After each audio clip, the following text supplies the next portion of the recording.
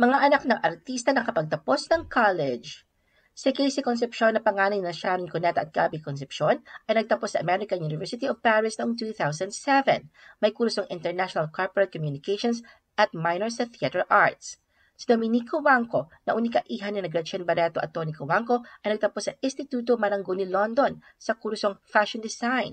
Si Gab Valenciano, na anak ni Gary Valenciano, ay graduate sa Full Sail University sa Florida, kung saan nag-aral siya ng musika.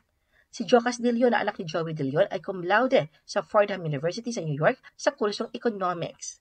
Si Neo, na anak ni Cherry Pie Picache, ay nagtapos ng Bachelor of Science in Legal Management sa Ateneo de Manila University. Si Karil, na anak ni Shasha Padilla, ay nagtapos ng BS Management, Major in Communications Technology Management sa Ateneo de Manila University. Si Angelina Cruz, na anak ni Sunshine Cruz at Cesar Montano, ay nagtapos ng Bachelor of Science in Marketing Management sa De La Salle University, Manila. Si Diego Gutierrez, na anak nila Lotlot Leon at Ramon Christopher, ay nagtapos ng Bachelor of Arts in Integrated Marketing Communications sa University of Asia in the Pacific.